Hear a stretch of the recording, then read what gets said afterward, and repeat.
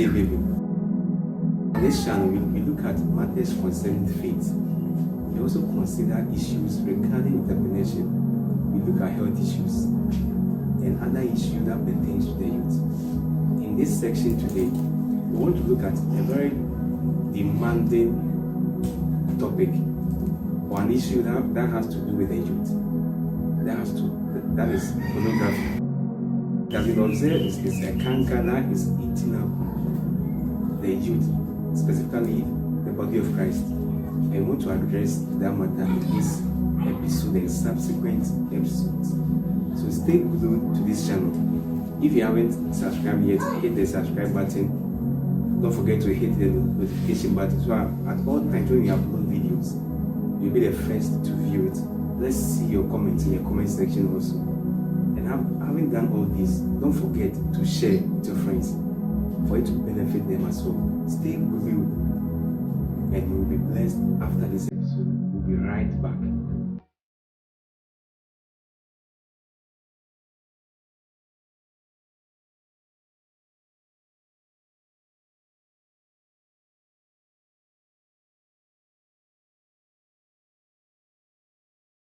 So today, as in the preamble earlier was said, we want to look at pornography. But pornography in itself is a very broad topic. I want to dissect it into pieces, in parts, so we pick them and look at it. So to begin with, we want to look at, well, everything has a background. Everything has a background. So we want to take a brief look at the background, where it emanated from, so we know how to deal with it. So in our discussion today, we have two panelists. To begin with, on my left is Elder Blessed Amonu, and on my right we have Brother Richard Amusu. And it's with these two that we'll look at and try and attempt to dissect the topic pornography. Stay with us. So let's begin with Brother Richard. Let's look at the background of pornography. Let's look at how it came about. A brief look at the origin of pornography. So, like you said, pornography is a very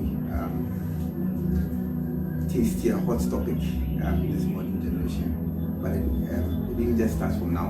It has issues from way back.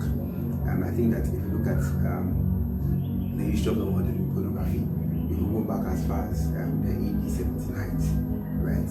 Talk about a city that was once destroyed called Pompeii, right? And earlier records reveal that in that city, after the whole volcanic eruption and all of that, we found like two story building that had a brothel in it. In our brothel, we had so many pictures and images depicting sexual activity and all of that. And then that's one of the earliest showcasing of pornography in its many forms.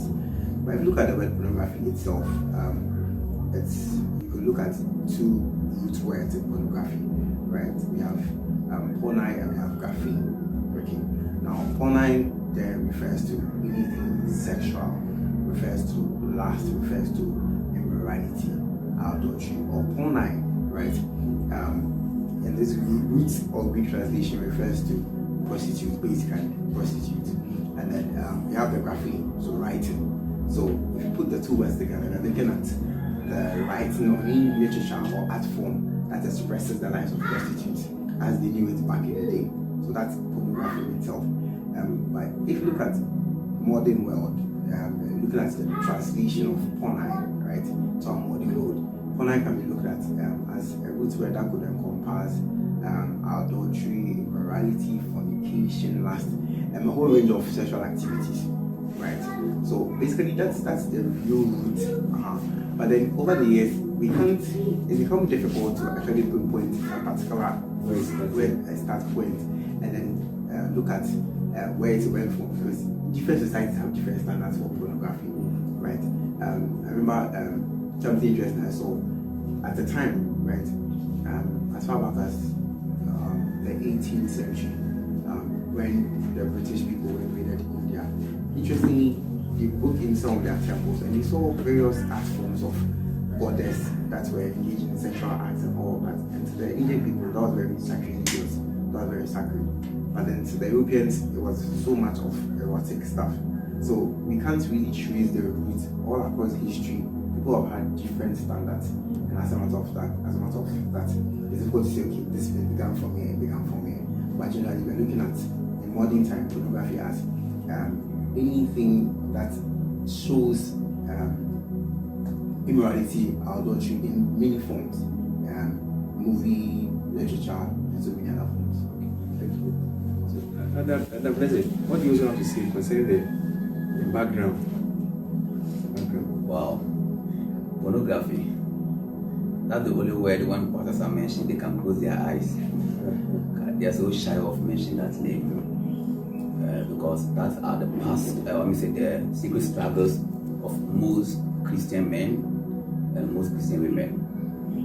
The person may be a good singer, very powerful, anointed, but to battle with this thing we call pornography. And some will speak in tongues of the prayer tower, but they'll still go back to watching pornography. This tells how powerful this subject is, and why we need to take a second look at it as a church, and also as people we call ourselves Christians, so that we find better way to resolve it. Otherwise, this monster will swallow the church. And when you look at the Bible mentions certain things like Asherah pose, Ashtaroth. All these goddesses are goddesses of sex, and mostly the devil wants this. It's a special tree, and the devil wanted it to always be planted close to the temple of God. So wherever you see an altar of God, they will plant that Asherah pole also on the same place, and God will always instruct them that cut that tree down, because that tree reminds them of sexual immorality. That also inspires them to be sexually immoral or arouse some sexual desires in them, and which make them sin against God in that way. So pornography is as old as the human race. Yes, as old as human race. So when you read the Bible, you see that God will tell them. Even Gideon was being chased by his father's people. They wanted to kill him because he cut down that particular pole after destroying the altar of Baal. So when you say pornography, anything, it could be whether graphics, images, writings, sounds, that is intended to arouse sexual desire in people to indiscriminately. And there's a difference between pornography and sexual education. And the devil is very subtle. Oh, he will deceive you. It's sexual education. Sexual education, no, it's pornography. But it's not meant, because sexual education is not meant to let you be lustful or sin against God. But it's meant to teach you to do the right thing at the right time. But pornography says that it is now. It is now. Get it now. Get it now. So pornography is a very serious issue. And if you are watching us, we encourage you to stay tuned. And as we dig deeper, you see that this is not just about you. There are more prominent people who have their own side of story to share. And they have also gone the same struggles, but by the grace of God, now they are out. So if you are watching us, we want to encourage you that it's not too late. There's always a way out when it comes to pornography addiction. Thank you. Wow, that's awesome. So still on the topic pornography, as our elder earlier on said, it is as old as the human race, meaning it's not beginning with us. We are not the first people to experience this thing called pornography. And in America, we could see it's let's say it began somewhere after the Civil War, during the Civil War, and it evolved in some way. But when we look at it, there was one photographer who took a picture of a porn star who was neatly dressed, then paged it against his picture when he was fully naked, just to make sure to spread the news that pornography is a norm. It's with us. It's not abnormal.